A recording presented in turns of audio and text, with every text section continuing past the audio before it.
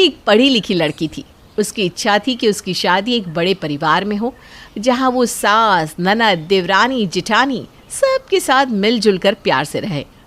जैसा उसने चाहा उसे वैसा मिल भी गया और प्रीति की शादी अमित के साथ यानी कि एक बड़े से परिवार में हो गई।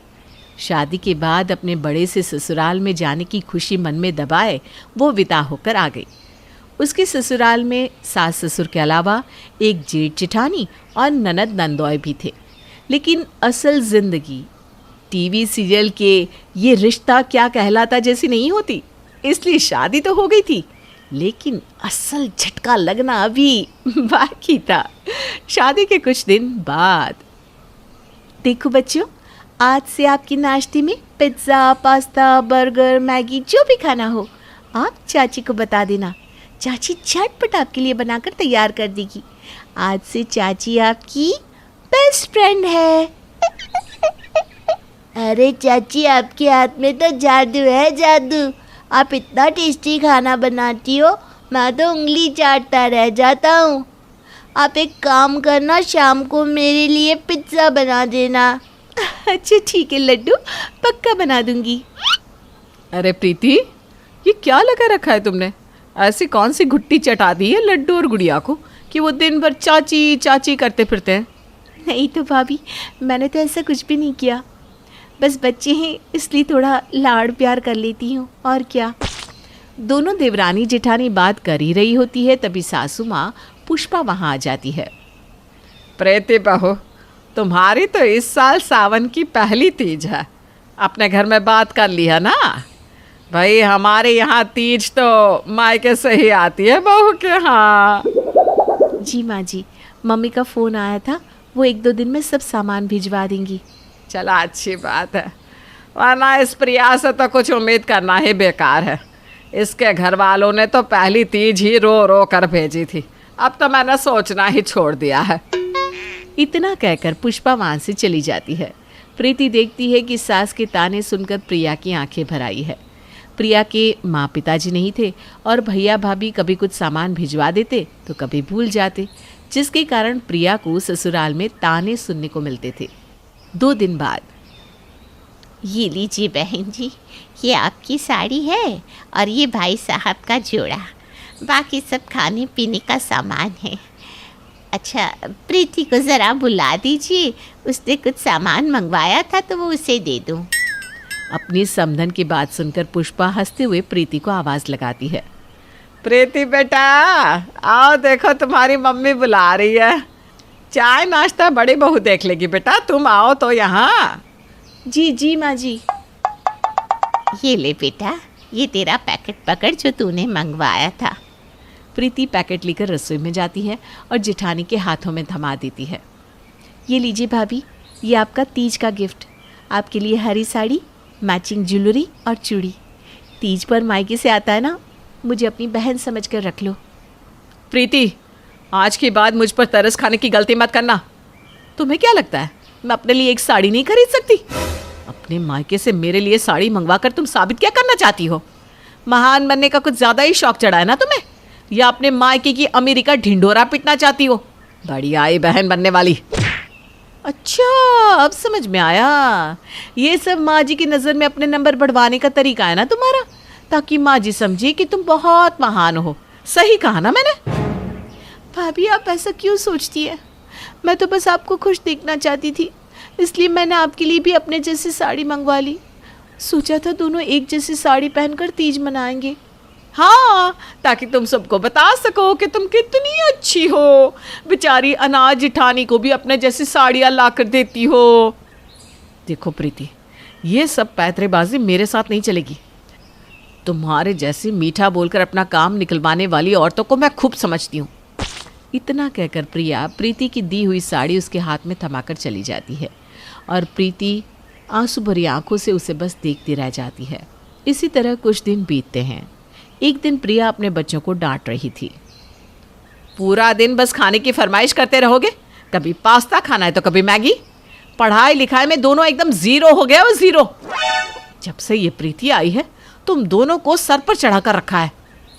हाँ, वो तो चाहती होगी कि तुम दोनों बिगड़ जाओ। उसके अपने बच्चे होते तब मैं देखती कितना लाड़ करती।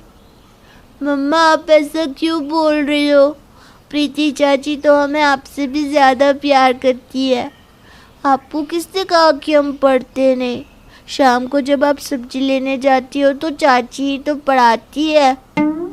इस प्रीति की ना आज खैर नहीं। न जाने मेरे बच्चों पर कौन सा मंत्र मारा है इसने कि आज मेरे बच्चे मुझसे ही जुबान लड़ा रहे हैं। प्रिया गुस्से में बड़बड़ाती प्रीति के पास जाती है। अगर माँ बनने का इतना ही शौक है तो अपना बच्चा पैदा कर लो ना, मेरे बच्चों के पीछे क्यों पड़ी हुई हो? और एक बात कान खोलकर सुन लो, मेरे बच्चों से दूर ही रहना तुम। न जाने क्या मंत्र मार दिया है कि बच्चे हर बात में चाची चाची चाची करते रहते हैं, जैसे कि हमने तो आज तक इनके लिए कुछ किया ही नहीं।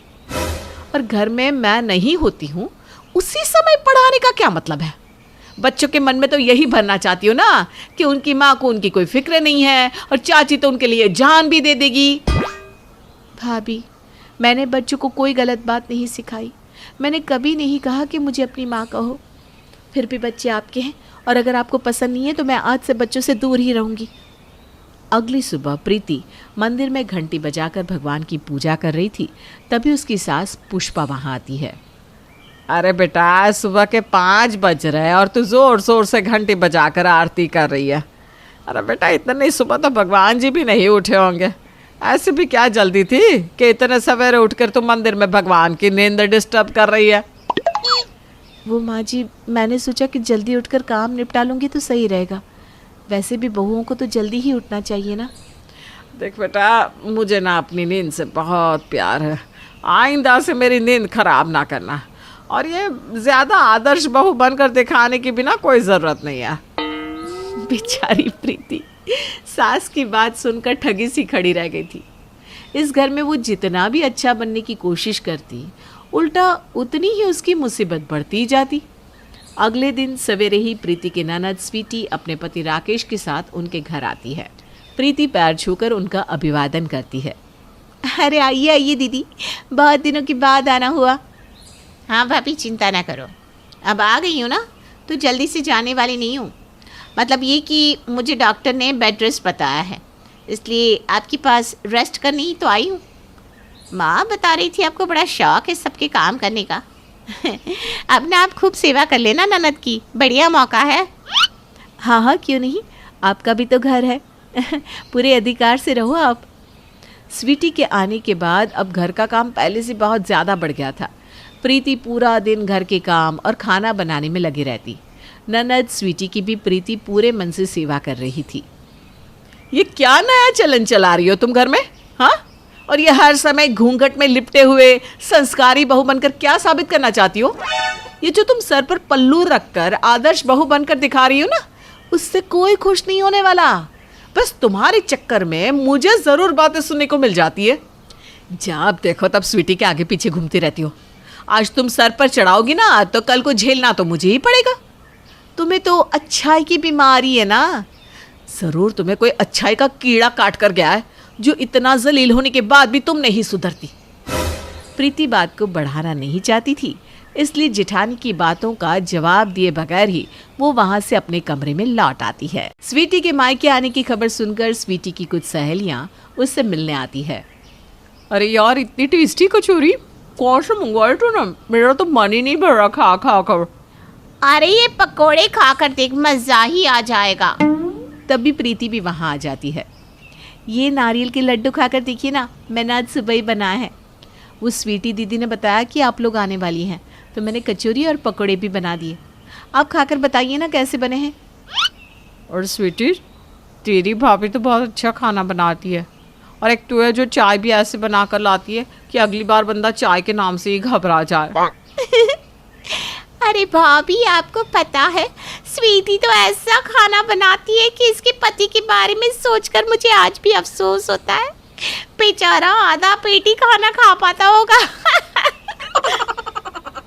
चल चल स्वीटी, अब तू मायके आई हुई है तो प्रीति भाभी से ढंग का खाना बनाना सीख के ही जाना, शायद जीजू का जन्म सुधर जाए।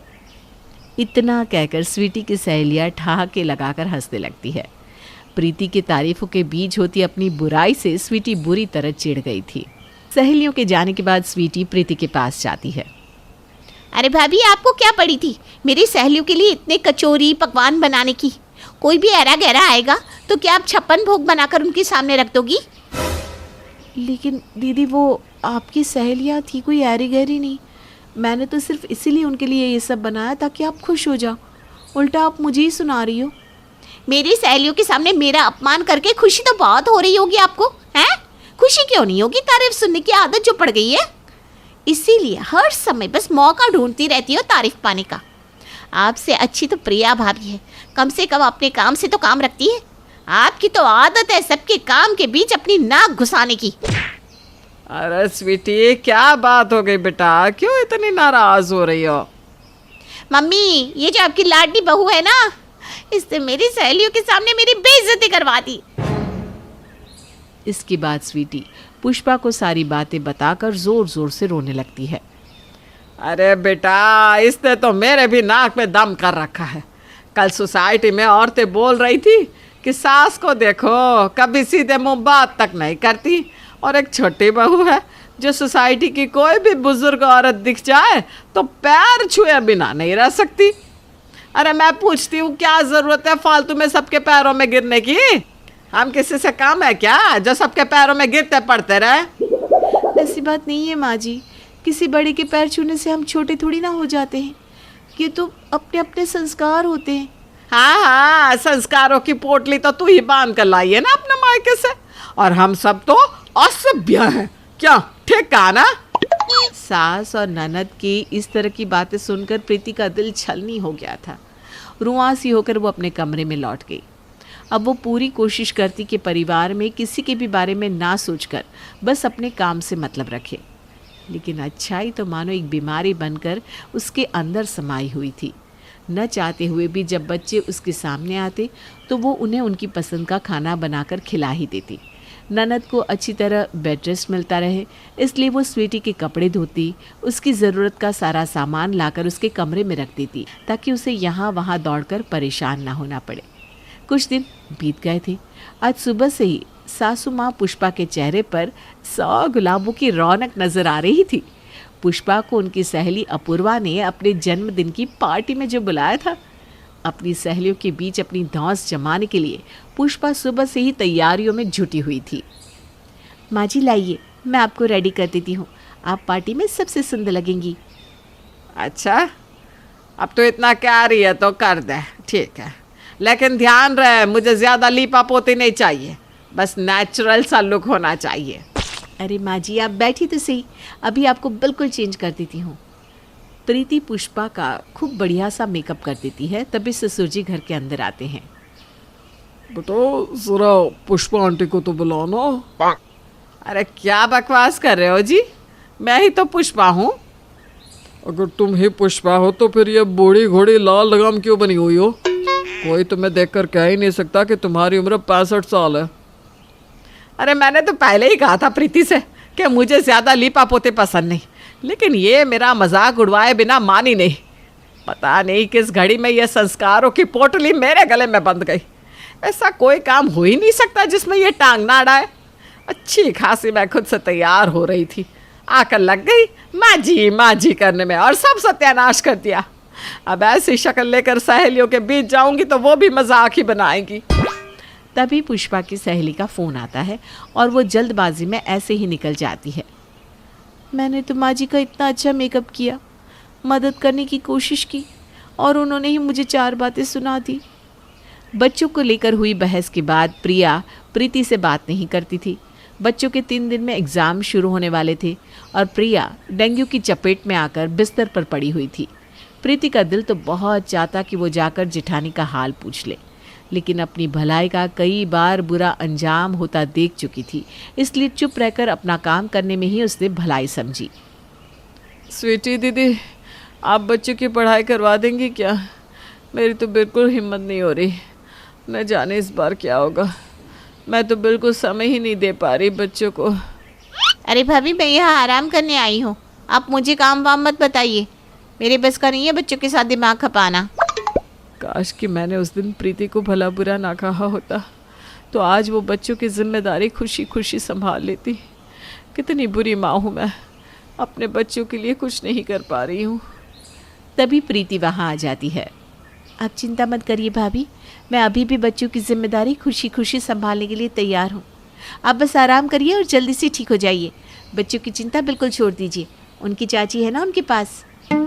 मुझे माफ़ कर दो प्रीति, तुम्हारी अच्छाई देखकर मुझे जलन होने लगी थी।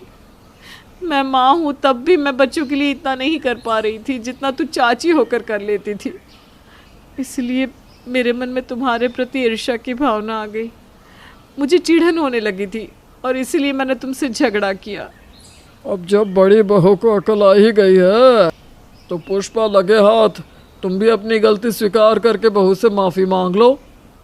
मैंने कल सुबह ही तुम दोनों माँ बेटी की सारी बातें सुन ली थी। मैं जानता हूँ कि मन ही मन तुम भी छोटी बहू से कही हुई बातों के लिए परेशान हो। आप ठीक कहते हैं प्रीति बेटा, माफ़ करना। उस दिन तेरे मेकअप करने के बाद मैंने तुझे बहुत भला बुरा कहा, लेकिन मेरी सहेली के यहाँ सबको मेरा मेकअप इतना पसंद आया कि इतनी सारी औरतों में मुझे ब्यूटी क्वीन का अवार्ड भी मिला। ये देख, मुझे इनाम में ये पेंडेंट मिला है। ये ले, ये पेंडेंट मेरी तरफ से तू ही रख ले, तू ही हकदार है इसकी। मैंने आपकी बातों का बुरा नहीं माना माँ जी, आप तो मेरी माँ समान हो। आपकी बातें मैं दिल से नहीं लगाती। मेरे इतना भला बुरा कहने के बाद भी आपने एक भी दिन मेरा ख्याल रखना नहीं छोड़ा। समय पर खाना, समय पर दवाइयाँ, मेरे कपड़े धोए, ज़रूरत का हर सामान ला कर दिया। माँ से ज़्यादा आपने मेरा ध्यान रखा। आप इतनी अच्छी कैसे हो भाभी? आज के ज़माने में इतना अच्छा कौन होता है? आपको उस दिन भला बुरा कहने के बाद हर दिन मैं आपको देखकर पश्चाताप की आग में जली हूँ। प्लीज़ माफ़ कर दो। बेटा, तेरी सास और ननद तो बहुत पहले ही तुझसे माफ़ी मांगना चाहते थे, लेकिन हिम्मत नहीं कर पा रहे थे। इसलिए आज जब प्रिया बहू को तुझसे माफ़ी मांगते देखा तो मैंने इन दोनों को भी बुला लिया। आपने बहुत अच्छा किया पिताजी। मिलजुल कर रहने में जो मज़ा है वो किसी और बात में कहाँ। इसी बात पर मैं खीर बनाकर सबका मुंह मीठा कराती हूँ। प्रीति के इतना कहते ही सब ठहाका लगाकर हंसने लगते हैं, क्योंकि ये अच्छाई की बीमारी अभी भी प्रीति का पीछा नहीं छोड़ रही थी। न जाने क्या हो गया है इस देश में, लड़कियों का तो मानो अकाल ही पड़ गया है। जो लड़की देखो वो बिना गुणों के घूम रही है। अरे क्या हो गया? 4 किताब क्या पढ़ ली ज्योतिष ज्ञान की, कौन से गुण देख रही हो? पढ़ी लिखी गृह कार्य में दक्ष लड़कियां भी पसंद नहीं आ रही तुम्हें? सब देखने में अभी ठीक लगता है, लेकिन बाद में सबके चेहरे सामने आ जाते हैं। तभी बुआ आ जाती है। अरे भाभी, वो संगीता का क्या हुआ जिसका रिश्ता मैंने भेजा था? वो लोग जवाब मांग रहे हैं, कह रहे थे कि या तो लड़की की कुंडली दे दें या फिर हाँ में जवाब दे दें। बहुत रिश्ते लाइन में है संगीता के लिए। अब ये तो रोहन मेरा भतीजा है, इसलिए मैंने पकड़ कर रखा है रिश्ता। वैसे कांता, संगीता में ऐसा खास क्या है? अरे भाई, क्या लड़की है, शांत सरल, घर का काम तो ऐसे करती है जैसे मशीन। कभी लड़की को फालतू बोलते नहीं देखा। सिलाई, कढ़ाई, खाना पीना, पढ़ाई, अरे कितने गुण गिना दूं मैं। सुंदरता ऐसी जैसे अप्सरा उतर आई हो आसमान से। अरे कांता, इतने गुण है तो क्यों देर हो रही है? चलो शाम को ही रिश्ता पक्का कराते हैं। नहीं नहीं, रुकिए, मैंने कुंडली देखी है, 12 गुण ही मिल रहे हैं सिर्फ। तो कांता क्या गलत बोल रही है? नहीं, मैं ऐसा नहीं कह रही, लेकिन वो लड़की रोहन के लिए सही नहीं है। भाभी, आप ना बहुत बड़ी गलती कर रहे हो। अगर ये लड़की हाथ से निकल गई तो समझो गलत ही है। रमा क्या कहती, वो भी जानती थी कि बुआ भतीजे का कभी गलत नहीं सोचेगी और ना ही कहेगी, लेकिन बावजूद इसके वो कुछ नहीं कहती, क्योंकि उसको तो चाहिए थी बेटे के लिए वो लड़की जिसके 36 के 36 गुण मिले। फिर एक दिन, वो देखो, पड़ोस का पपलू है ना, उसकी शादी हो रही है। पता है माँ, जबकि वो मुझसे 2 साल छोटा है। माँ प्लीज यार, कोई तो लड़की फाइनल कर दो, मैं तो ऐसे ही बूढ़ा हो जाऊंगा। हाँ तो हो जा ना, हो जा, कोई फर्क नहीं पड़ता। अरे मैं पूरा जीवन ओल्ड एज होम में नहीं बिता सकती। पता चला कि तुझे लेकर चली गई तो हम लोगों का क्या होगा बुढ़ापे में? अरे पर माँ, क्या गारंटी है कि सारे गुणों वाली लड़की सही होगी? अरे गुण मिलेंगे तो सब सही ही होगा, नहीं तो बेटा बेच खाती है ये आजकल की लड़कियां, समझ रहा है? वो पपलू की ही देख लेना, कैसे शादी कर रही है उसकी माँ।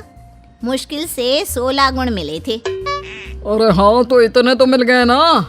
अरे रोहन की माँ, छोड़ो यह कुंडली मुंडली का नाटक।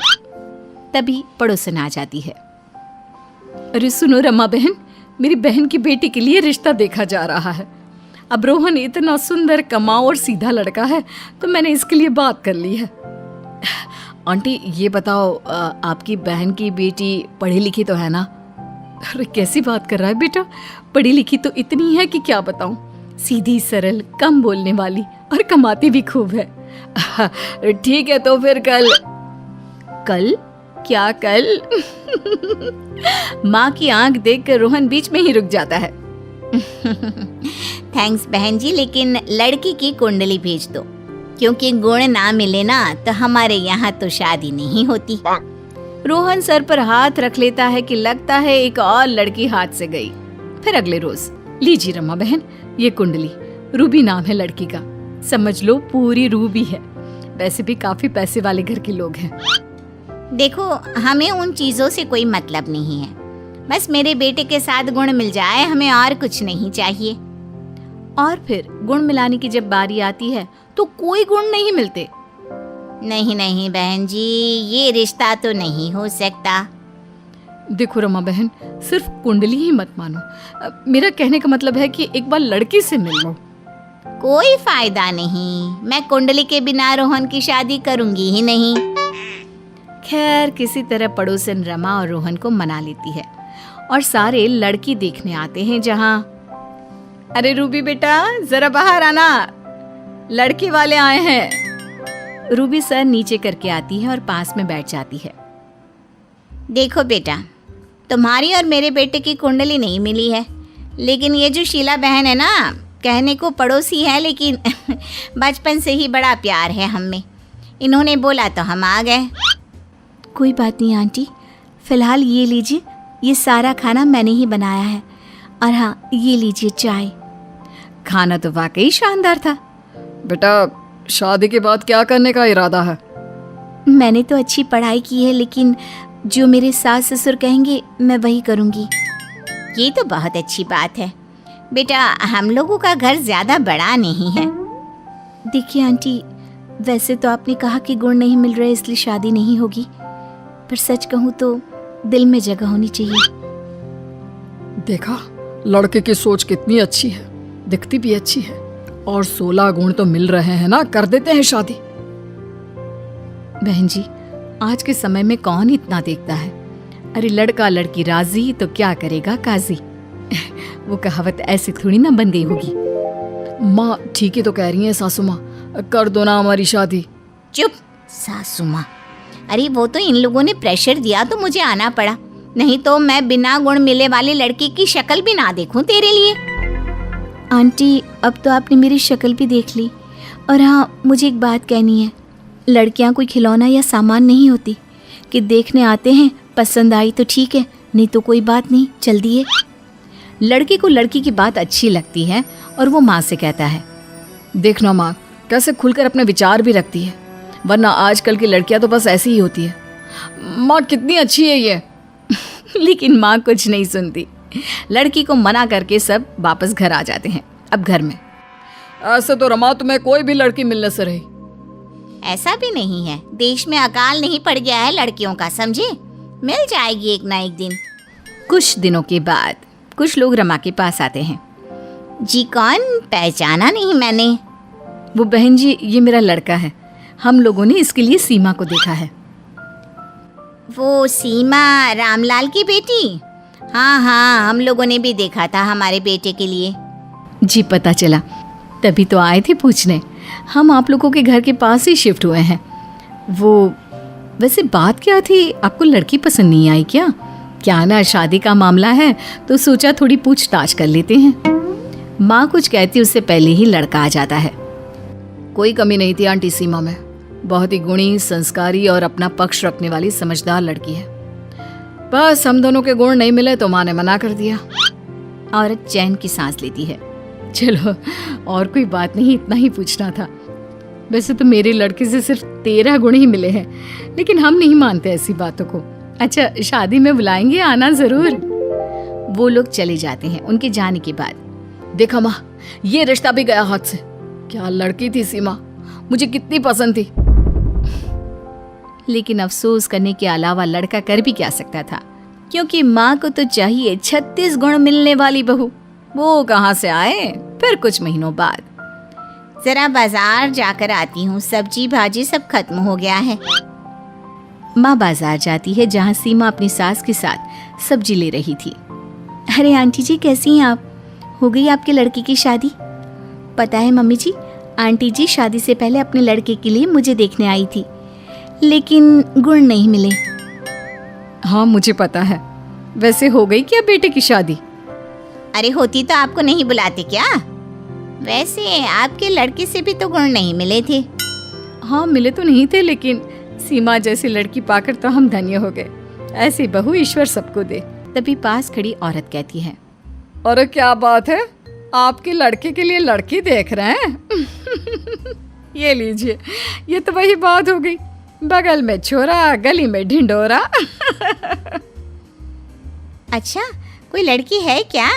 तो दे दीजिए ना बायोडाटा, मिलाकर फोन कर लूंगी।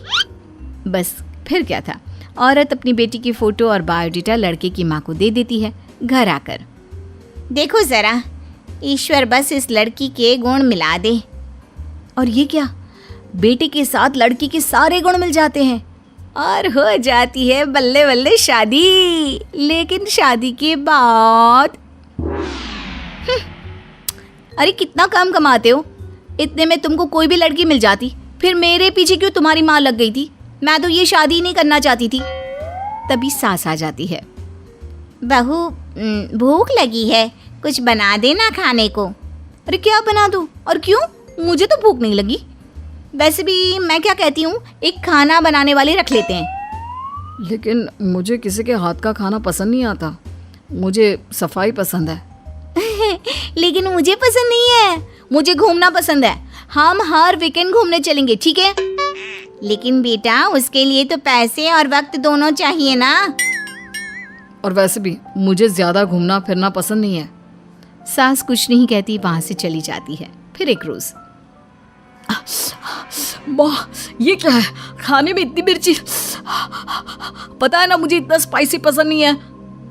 लेकिन मुझे तो पसंद है, और नहीं खाना तो खाना बाहर से मंगवा लो, हम तो यही खाएंगे भाई। हाँ।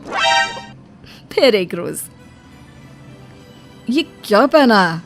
मुझे लड़कियां सिंपल साड़ी या सूट में पसंद है, लेकिन मैं देख रहा हूँ तुम तो ऐसा कभी कुछ नहीं पहनती। हाँ, क्योंकि मैं मॉडर्न लड़की हूँ, तो कपड़े भी तो मॉडर्न होने चाहिए ना। सास देख रही थी कि क्या करे भाई, बेटा बहू के तो कोई गुण नहीं मिल रहे। बेटा बोले आम तो बहू बोले अंगूर, बेटा बोले दिन तो बहू बोले रात। और फिर एक दिन आ ही जाता है जब, मुझे इस आदमी के साथ नहीं रहना, मैं नहीं रहना चाहती इनके साथ, मुझे तलाक चाहिए। तुमने तो मेरे दिल की बात कह दी। माँ, मैं इस लड़की के साथ नहीं रह सकता। लेकिन बेटा, तुम दोनों के 36 के 36 गुण मिले थे, ऐसा कैसे हो गया? वो सब कुछ मैं नहीं जानती, मैं इस आदमी के साथ नहीं रह सकती किसी भी हाल में। Bye bye. ये क्या, 36 के 36 गुण मिलने वाली बहू बाय बाय करके जा रही है, और सामने से आ रही है सीमा की सास सीमा के साथ।